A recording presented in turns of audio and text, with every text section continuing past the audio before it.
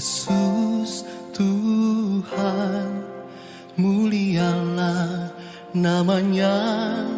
Yesus Allahku, besar kasih-Nya, dahulu, sekarang, dan sampai selamanya. Kasih-Nya tak pernah berubah. Yesus Tuhan, mulialah namanya. Yesus Allahku, besar kuasa-Nya, dahulu, sekarang, dan sampai selamanya. Kuasa-Nya tak pernah berubah. Dia sanggup, Yesus sanggup melakukan perkara yang besar. Dia sanggup, Yesus sanggup memulihkan yang terluka, menyembuhkan yang menderita. Dia sanggup memulihkan hidupku.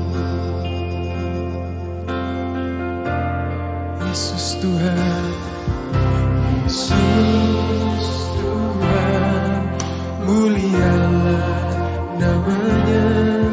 Yesus Allahku, besar kasih-Nya, dahulu, sekarang, dan sampai selamanya. Kasih-Nya tak pernah berubah. Yesus Tuhan, Yesus Tuhan, mulialah namanya. Yesus Allahku, besar kuasa-Nya, dahulu, sekarang, dan sampai selamanya. Kuasa-Nya tak pernah berubah. Dia sanggup, sanggup, Yesus sanggup melakukan perkara yang besar. Dia sanggup, Yesus sanggup memulihkan yang terluka, menyembuhkan yang menderita. Dia sanggup memulihkan hidup. Dia sanggup, sanggup, Yesus sanggup melakukan perkara yang besar.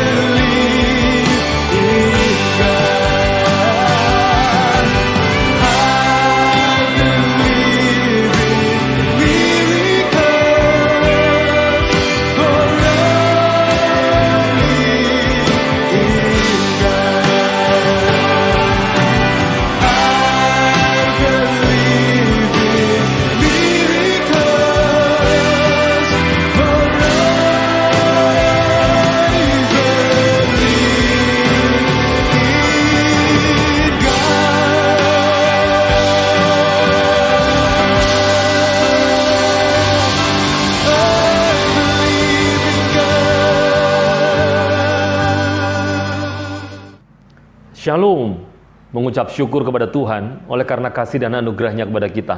Sehingga pada waktu ini kita boleh bersama-sama kembali untuk boleh beribadah.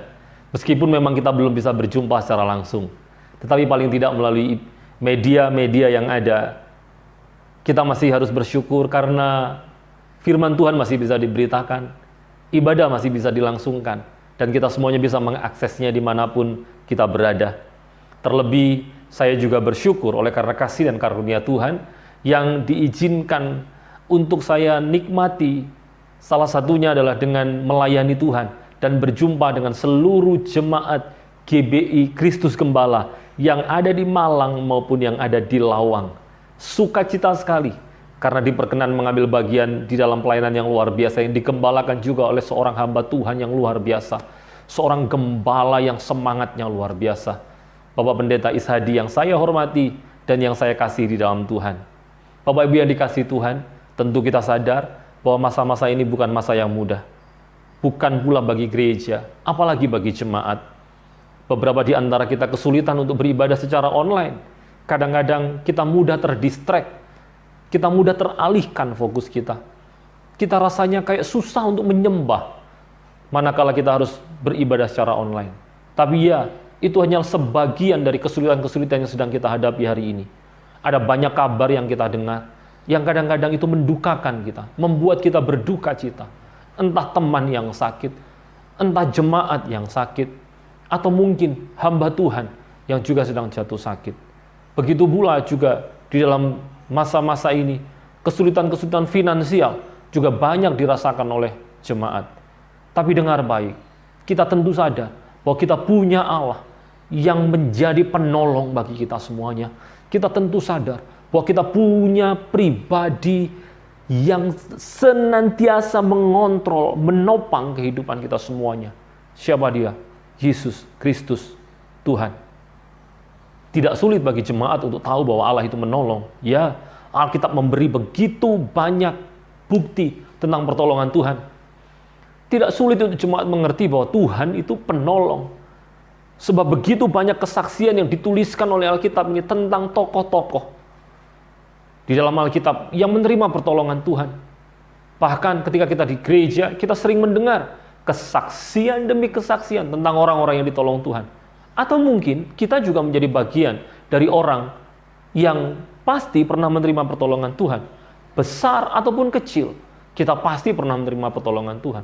Bahkan kalau kita masih bisa beribadah di tengah situasi seperti sekarang ini pun, sebetulnya ini pun juga adalah pertolongan Tuhan. Tapi pertanyaannya begini, apakah betul, apakah benar bahwa kita ini telah meletakkan Tuhan sebagai satu-satunya penolong kita?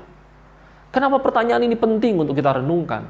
Sebab rupanya Bapak Ibu yang dikasih Tuhan, saya melihat ada begitu banyak orang yang oleh karena keputusasaan, entah karena sakitnya, entah karena bisnisnya, mencoba untuk mencari shortcut, mencari jalan pintas di dalam mendapatkan pertolongan. Kemana? Selain daripada kuasa-kuasa yang bukan dari Tuhan.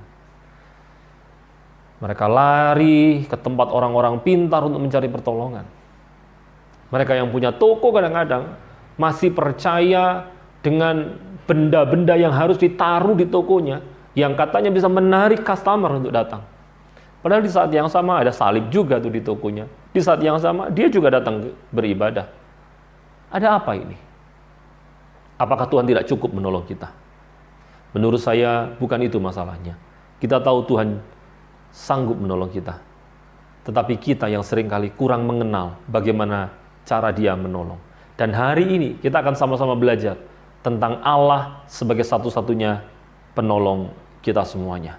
Saudara yang dikasihi Tuhan, saya ingin supaya kita semuanya melalui pembelajaran firman hari ini benar-benar menjadikan Allah sebagai satu-satunya penolong kita. Yang pertama, yang perlu kita ketahui, Allah kita itu adalah Allah yang punya afeksi. Apa itu? Semacam dorongan di dalam hatinya untuk bisa terus-menerus memberi pertolongan kepada kita. Ya. Seperti itulah Allah kita. Allah yang senantiasa rindu ingin mengulurkan tangannya kepada kita. Dan ini bisa kita lihat dari 3 kurun waktu yang disampaikan oleh 1 Samuel pasal 17 ayat 32, ayat 37 misalnya, tentang bagaimana Allah itu menolong Daud. Ada kalimat Daud yang penting sekali, yang menunjukkan 3 kurun waktu dalam 3 kurun kehidupan manusia, yaitu masa lalu, masa kini, dan masa sekarang.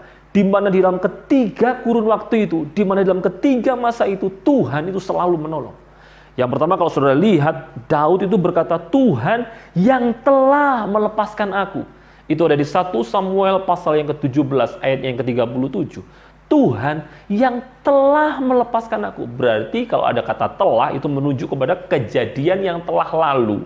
Dulu dia pernah ditolong Tuhan.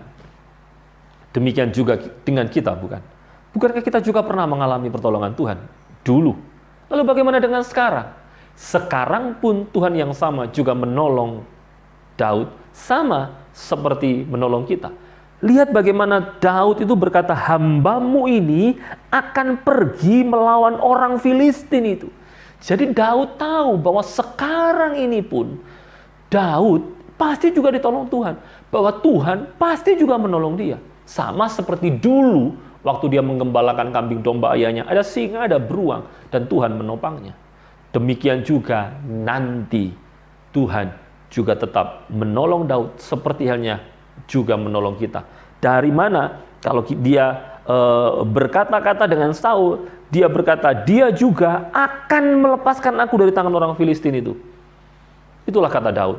Jadi, Daud pernah ditolong Tuhan di waktu yang lalu. Daud juga pernah ditolong Tuhan di waktu ini. Dia percaya pertolongannya ada. Pun seperti halnya di waktu-waktu ke depan, Tuhan pasti menolong. Dan demikianlah Tuhan kepada kita. Menolong kita bukan hanya di waktu yang lalu, tapi hari ini, sampai masa depan. Bapak Ibu yang dikasihi Tuhan, kenapa begitu ya? Kenapa hal ini bisa terjadi? Karena begini loh, yang pertama, kita perlu tahu bahwa kita punya Allah yang menggenggam segala sesuatu, yang menata segala sesuatu, yang rancangannya mencakup segala sesuatu, dan rancangan Tuhan itu pasti mendatangkan kebaikan. Kalau sudah perhatikan ya, misalnya ya, dalam Allah menolong, itu rupanya pertolongannya bisa diberikan dalam berbagai bentuk pertolongan. Contoh misalnya, ya. Waktu Israel keluar dari Mesir, mereka ada di dalam situasi di mana terjepit oleh karena apa? Menuruti perkataan Tuhan yang disampaikan kepada Musa. Yang mana Tuhan itu meminta Musa untuk berkemah di dekat Baal Migdol. Di tempat yang menjorok ke laut. Di mana kalau misalnya diserang oleh musuh dari depan, maka nggak ada jalan keluar, sebab belakang lautan. Tapi rupanya cara Tuhan menolong, bukannya dengan memporak-porandakan pasukan musuh, bukan juga dengan membuat hati Fir'aun untuk batal, menyerang, mengejar mereka. Tidak. Tapi cara Tuhan menolong adalah dengan apa? Membuka laut Teberau di belakang mereka, sehingga mereka akhirnya bisa menyeberang dalam tanah yang kering. Cara Tuhan menolong itu berbagai cara. Misalnya ya, waktu Daud itu dikejar-kejar, hendak dibunuh oleh Saul, cara Tuhan menolong itu saudara, bukan dengan membuat Saul itu mati duluan sehingga nggak sampai dikejar-kejar. Enggak loh. Bukan juga dengan cara membuat Saul itu membatalkan niatnya untuk membunuh Daud. Tidak.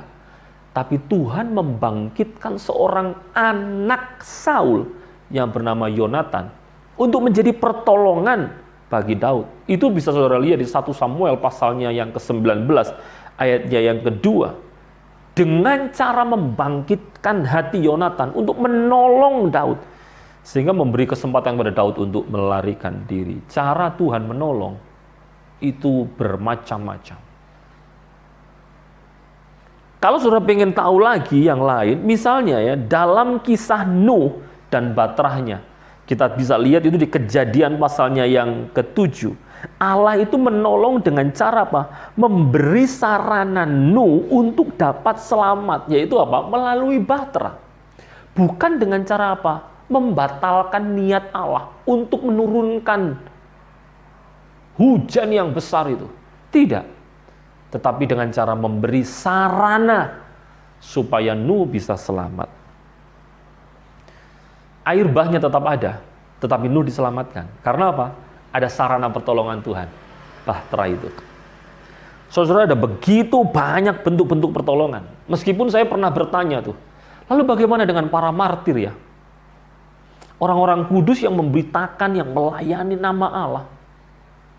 Tapi kemudian harus diperhadapkan pada pedang eksekusi yang sangat mengerikan. Dan yang mana pada akhirnya mereka juga mati. Bagaimana dengan mereka? Di mana pertolongan Tuhan? Seperti apa bentuk pertolongan Tuhan? Saudara, saya merenungkan ini beberapa waktu. Sampai akhirnya Roh Kudus menuntun saya untuk mengetahui satu hal. Bahwa cara Tuhan menolong para martir yang pada akhirnya sampai mengorbankan nyawanya demi kasihnya kepada Tuhan.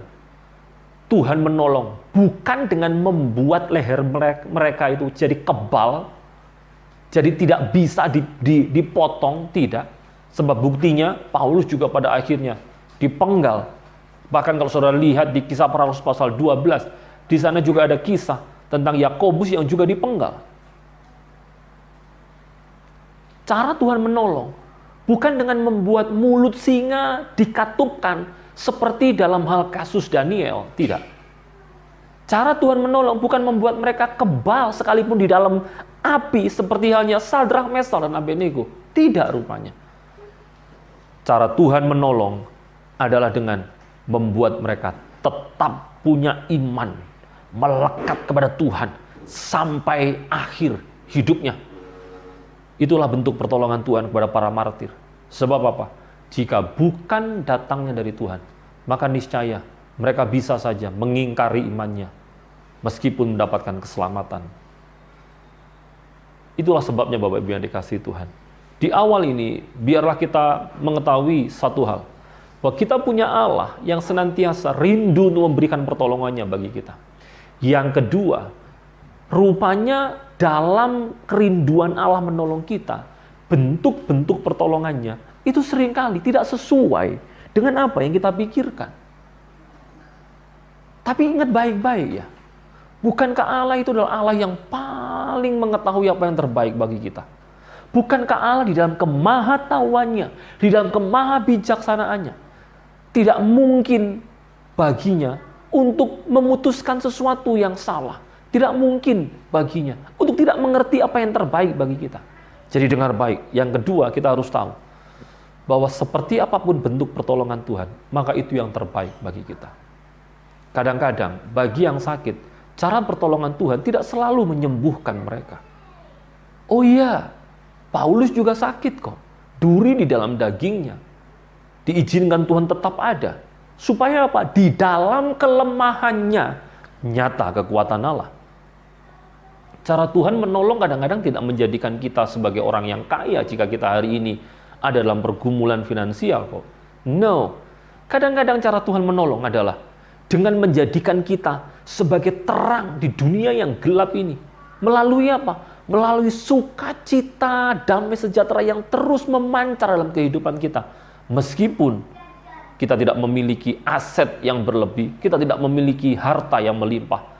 Sampai-sampai semua orang kaya justru melihat betapa bahagia dan damainya kita ini di dalam keterbatasan kita. Oleh karena Kristus yang ada dalam hidup kita. Cara Tuhan menolong seringkali melampaui apa yang kita pikirkan.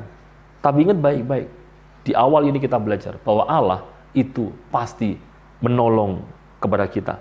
Nah, saudara yang dikasihi Tuhan, ingat baik-baik ya. Hari ini kita belajar bahwa kita punya Allah yang selalu menolong kita. Hari ini kita belajar bahwa kita punya Allah yang tidak pernah meninggalkan hidup kita. Dia selalu menolong. Sekalipun cara pertolongannya itu bisa jadi tidak sesuai dengan apa yang kita pikirkan. Tapi dia tetap menolong. Sejujurnya saya agak heran ya, kenapa gereja atau banyak orang di dalam gereja hari ini itu mengejar-ngejar mujizat. Seolah-olah mujizat itu satu-satunya cara pertolongan Allah. Padahal tahukah saudara, Allah itu adalah Allah baik bagi mujizat maupun bagi pertolongan yang bersifat natural. Ingat baik-baik ya, Allah itu bekerja dengan dua cara. Secara supranatural melalui mujizat, secara natural melalui dokter, obat-obatan yang dipakai Allah untuk menjadi jalan kesembuhan bagi kita. Demikianlah pertolongan Allah itu. Allah bukan hanya Allah yang berdaulat, yang berkuasa atas hal-hal yang bersifat supranatural. No. Allah juga berdaulat, berkuasa atas hal-hal yang bersifat natural. Itulah sebabnya jangan pernah untuk mendikte Allah dalam hal memberi pertolongannya bagi kita. Suka-sukanya Tuhan, terserah Tuhan tentang bagaimana cara Dia menolong kita. Yang penting bagi kita adalah Dia menolong kepada kita. Dalam hal COVID ini misalnya, mungkin cara Tuhan menolong bukan lalu kemudian membuat COVID-nya langsung hilang. Meskipun itu bisa, dan tidak ada yang mustahil bagi Tuhan. Tanpa menggerakkan jarinya saja, Dia bisa membuat dunia ini kembali normal dengan pengertian seperti halnya yang dulu kita ketahui. Orang tanpa harus menggunakan masker, tidak ada lagi orang yang kemudian harus terpapar COVID-19. Mudah saja bagi Allah. Lalu kenapa hal itu belum diberikan pada kita? Ingat baik-baik, cara Tuhan menolong tidak selalu seperti yang kita pikirkan. Kadang-kadang cara Tuhan menolong justru kita diberikan kekuatan ekstra di tengah situasi pandemi seperti sekarang ini. Cara Tuhan menolong kadang-kadang justru dengan memberikan kepada kita kemauan yang tetap, komitmen yang tetap untuk kita melekat kepada Dia sekalipun di tengah kesulitan-kesulitan kita oleh karena pandemi COVID-19 ini. Saudara yang dikasihi Tuhan, bahkan jika nampaknya pertolongan Allah itu tidak kunjung datang, yang harus kita ketahui adalah bahwa Tuhan itu tidak pernah menunda pertolongannya. Ini hal ketiga yang harus kita pelajari. Jadi yang pertama tadi kita perlu tahu bahwa Allah itu punya hati yang selalu ingin menolong kita. Yang kedua, bentuk pertolongannya itu tidak selalu seperti yang kita inginkan, tetapi Dia pasti selalu menolong kita. Yang ketiga, bahwa Dia itu tidak pernah menunda pertolongannya. Ingat baik-baik ya, penundaan itu hanya terjadi pada diri orang yang tidak tahu skala prioritas. Saya ulang sekali lagi. Penundaan itu hanya terjadi pada seseorang yang tidak mengerti skala prioritas. Yang harusnya penting tidak langsung dikerjakan, ditunda. Nah itu, yang harusnya didahulukan tidak segera didahulukan, ditunda. Nah itu, penundaan hanya terjadi pada orang atau pribadi yang tidak tahu skala prioritas. Tapi tidak demikian dengan Allah. Allah tahu apa, kapan, mana, seperti apa, cara bagaimana, kapan waktu yang tepat untuk menolong kita. Bagi Allah tidak ada penundaan. Sebab saudara perlu tahu ya, memang ada ayat-ayat yang nampaknya Allah itu menunda pertolongannya. Contoh, kalau saudara ingat tentang kasus Lazarus ya, saudara dari Maria dan Marta, itu kan nampaknya seperti penundaan. Tuhan Yesus diberitahu bahwa saudara dari Maria dan Marta ini sakit keras. Tapi Tuhan Yesus justru nampaknya berlambat-lambat, tidak bersegera untuk mendatangi guna menyembuhkan Lazarus. Sampai akhirnya Lazarusnya mati. Nampaknya Tuhan Yesus itu menunda pertolongannya. But no, sekali lagi, Tuhan tahu apa yang lebih baik. Bukan dengan cara menyembuhkannya, tetapi dengan cara membangkitkannya. Supaya nama Allah dipermuliakan melalui peristiwa itu. Allah tidak pernah menunda di dalam pertolongannya. Kenapa semua ini harus kita ketahui? Karena satu hal, Allah kita itu adalah Allah yang maha tahu. Dalam bahasa teologi ini disebut omniscient. Kemahatauan itu kemahatauan Allah maksud saya itu meliputi banyak hal. Dia bukan hanya tahu cara yang terbaik ya. Dia juga tahu waktu yang terbaik untuk menolong kita. Sehingga penundaan itu tidak ada dalam diri Allah. Sama seperti yang tadi saya sampaikan. Lazarus bukan ditunda untuk ditolong. Tetapi Allah sedang hendak mengerjakan sesuatu yang lebih besar daripada hanya dalam tanda kutip sekedar kesembuhan. Sebab apa? Alih-alih mau menyembuhkan, Allah memang hendak membangkitkan dia. Kemahatauan Allah ini membuat dia tidak mungkin melakukan sesuatu yang keliru. Waktu yang keliru, cara yang keliru, tidak mungkin. Allah tahu apa yang terbaik bagi kita. Yang berikutnya kita juga perlu tahu, kalau Firman Tuhan juga memberitahu kepada kita bahwa Allah itu memang maha tahu. Coba lihat Yesaya 42.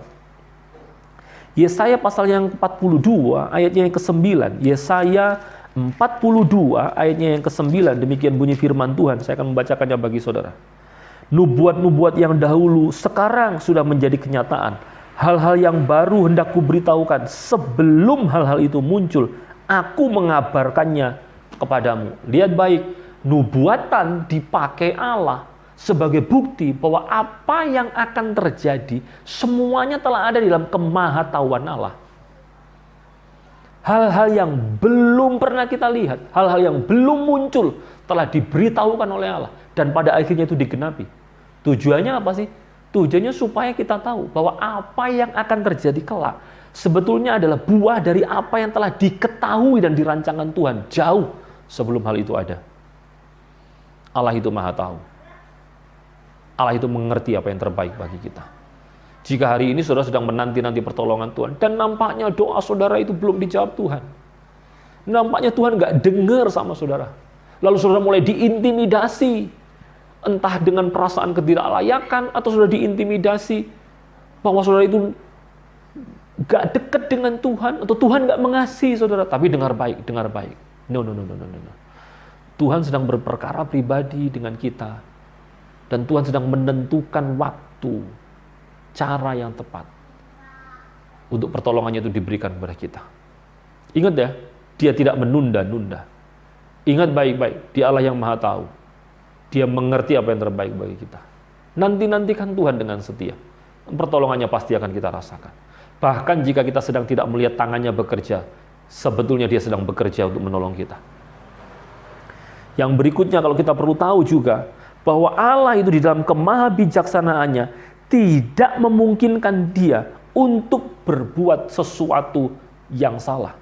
Coba saudara perhatikan ya, Amsal pasal yang ke-8 misalnya, atau Roma pasal 11 ayat 33 sampai 34. Di sana diberitahukan bahwa hikmat itu erat hubungannya yaitu dengan pengetahuan. Meskipun berbeda, pengetahuan dengan hikmat itu berbeda. Contoh ya, misalnya orang tahu tuh kalau misalnya merokok itu mengganggu kesehatan. Tetapi kalau orang berhikmat, orang itu bukan hanya sekedar tahu, orang itu mengerti cara memberitahu orang lain agar dia tidak merokok. Hikmat itu lebih daripada pengetahuan. Hikmat itu adalah pikiran Allah yang diberikan kepada kita sehingga kita mengetahui bagaimana rancangan Tuhan bagi hidup kita. Bapak Ibu yang dikasihi Tuhan, kalau kita melihat hal ini, maka kita tentu tahu bahwa segala tindakan, keputusan, dan segala sesuatu yang ditetapkannya itu tidak pernah salah. Sebab apa? Dia bukan hanya maha tahu, Dia juga maha berhikmat. Yang berikutnya kita juga tahu tentang kebaikan Allah. The goodness of God ini, kebaikan Allah ini, membuat Dia tidak mungkin memberikan sesuatu yang buruk bagi kita. Dalam hal menolong kita, Dia menolong bukan saja dengan cara yang terbaik, bukan saja dengan waktu yang terbaik, tapi dengan bentuk pertolongan yang terbaik. Kebaikan Allah menjadikan Dia menjadi penolong kita yang terbaik. Kalau saudara perhatikan ya, misalnya di Roma 5 ayat yang ke-10, coba buka Alkitab saudara kembali, Roma pasal 5 ayat yang ke-10, saya akan membacakannya bagi saudara. Sebab jikalau kita ketika masih seteru diperdamaikan dengan Allah oleh kematian anaknya, lebih-lebih kita yang sekarang telah diperdamaikan, pasti akan diselamatkan oleh hidupnya. Saudara lihat itu, saudara tangkap itu, bagaimana kebaikan Allah itu, yang meskipun dulu waktu kita masih jadi seteru itu apa sih? Musuh. Tapi kemudian kita diselamatkan tuh. Apalagi sekarang waktu kita jadi anak-anaknya. Tidak mungkin Allah tidak menolong kita. The goodness of God, kebaikan Allah, akan membawa kita untuk sampai pada pertolongan demi pertolongan yang kita dapatkan dari Allah. Yang terakhir, kemahakuasaan Allah. Ingat baik-baik ya, karena Dia itu begitu maha kuasa, maka tidak ada yang mustahil bagi Dia. Karena Dia itu begitu maha kuasa, maka tidak ada sesuatu yang berada di atas Dia dalam hal kekuasaan. Tidak ada. COVID ini nampaknya, waduh, pemerintahan mana yang tidak pusing gara-gara COVID-19 ini. Bahkan negara-negara maju juga pusing gara-gara COVID-19 ini. Tapi dengan baik, seperti apapun kuasa COVID-19 ini, dia tidak akan melebihi dari kuasa Allah. Bahkan kuasa iblis pun juga tidak melebihi kuasa Allah. Bukankah ini membahagiakan? Kita boleh menyembah Allah yang Maha Kuasa, dan Allah yang Maha Kuasa itu berkenan untuk menolong kita semuanya. Kalau saudara perhatikan Bapak Ibu yang dikasihi Tuhan, kemahakuasaan Allah ini juga tidak berarti dia itu mau melakukan segala sesuatu sekehendak hatinya sendiri. Tidak. Allah yang digambarkan oleh Alkitab bukanlah Allah yang otoriter, tapi Allah yang berdaulat.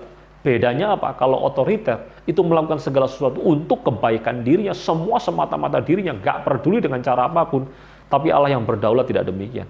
Allah yang berdaulat melakukan segala sesuatu demi kebaikan kita, kemuliaan namanya di dalam kehidupan kita. Jadi apa yang perlu kita renungkan sama-sama melalui pembelajaran kita pada hari ini, melalui firman Tuhan hari ini. Jangan pernah duakan Tuhan di dalam apapun di hidup kita. Jadikan dia sebagai satu-satunya penolong kita. Sebab sungguh tidak ada alasan bagi kita untuk tidak menjadikannya sebagai penolong kita satu-satunya. Dia Allah yang Maha Kuasa, Dia Allah yang Maha Mengetahui, Dia Allah yang Maha Bijaksana, Dia adalah Allah yang sanggup melawan segala perkara. Dia Allah yang karena kebaikannya pasti mencurahkan pertolongannya bagi kita. Lalu apa alasan bagi kita untuk tidak menjadikan Dia sebagai satu-satunya penolong kita? Saudara, apa yang paling dibenci Tuhan adalah sinkritisme. Apa itu?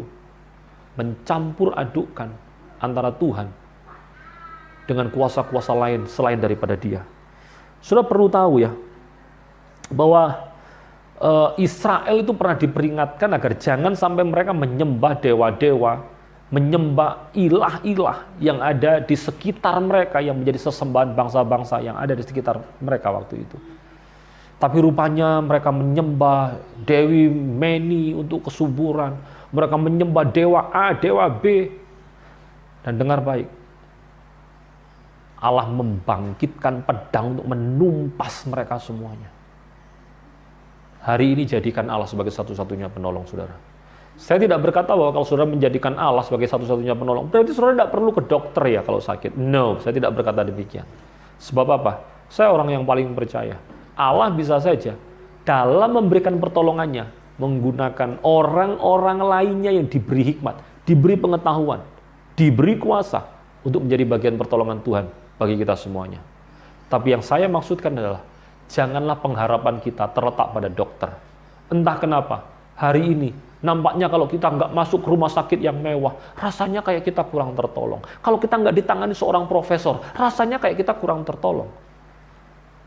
Padahal bukankah pertolongan kita adalah pada Allah? Kalau saudara punya cukup resource untuk mengakses pelayanan kesehatan yang bagus, puji Tuhan, lakukan itu. Tapi kalau tidak, jangan sampai iman kita kendor. Sebab pertolongan kita adalah berasal dari Tuhan. Itulah sebabnya Bapak Ibu yang dikasihi Tuhan. Hari ini kita sama-sama melatih diri kita. Sehingga kita semuanya menjadikan Allah sebagai satu-satunya penolong kita.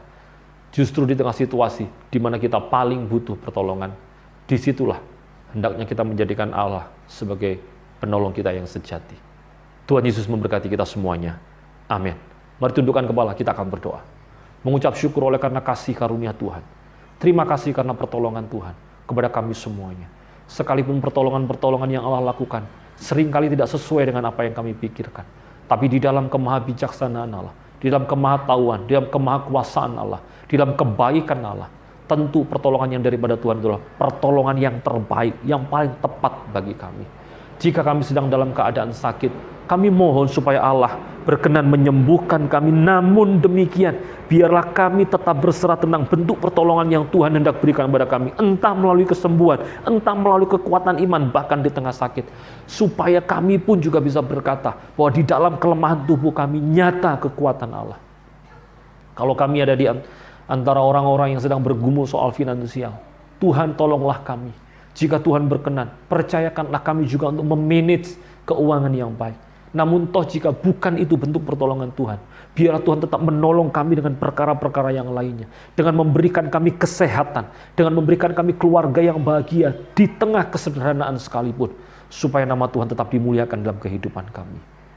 Hamba-Mu berdoa, supaya kami semuanya tetap menjadikan Engkau sebagai penolong kami yang sejati sampai akhir hidup kami. Mohon pertolongan Tuhan untuk gereja Tuhan di Malang dan di Lawang, GBI Kristus Gembala ini. Biarlah dipelihara oleh Tuhan, ditolong oleh Tuhan. Hamba-Mu berdoa untuk Bapak Gembala, seluruh keluarga. Tuhan memberkati Bu Fang-Fang dan juga seluruh keluarga, semuanya. Supaya kiranya senantiasa di dalam penyertaan Tuhan. Berkat kasih karunia Tuhan menyertai seluruh keluarga besar GBI Kristus Gembala, baik yang ada di Malang maupun yang ada di Lawang. Terima kasih Tuhan. Dalam nama Tuhan Yesus kami berdoa mengucap syukur. Haleluya. Amin. God bless you teman-teman. Shalom. Mari kita katakan, wajah Bapak menyinar engkau, wajah Bapak memberkati engkau. Engkau bukan lagi ekor, tapi engkau jadi kepala. Semakin naik bukan turun. Yang dikerjakan Tuhan lah yang membuat engkau berhasil. Wajah Bapak menuntun engkau, keluar masuk rumah diberkati Tuhan. Keluar masuk rumah ibadah kau diberkati Tuhan. Dan kami percaya Tuhan sudah memberkati engkau secara luar biasa. Kami percaya Tuhan memberkati kami secara luar biasa. Haleluya, haleluya. Dalam nama Tuhan Yesus Kristus, kami sudah terima berkat-Mu. Haleluya, haleluya. Amin.